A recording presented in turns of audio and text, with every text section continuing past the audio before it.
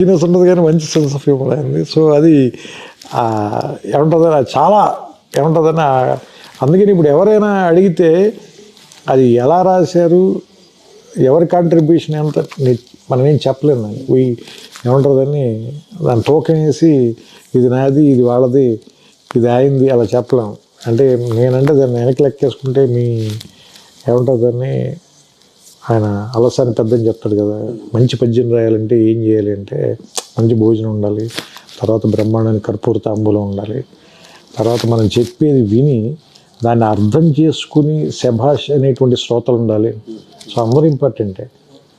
so ఇప్పుడు నేను ఒక డైలాగ్ ఎందుకు ధైర్యంగా రాయగలనంటే అదే ఏముంటుందని భాస్కర్ గారు ఇప్పుడు చేశారు కాబట్టి రాత్రి 12ంటికి మళ్ళీ ఫోన్ చేసి నన్ను అభినందించే ఒక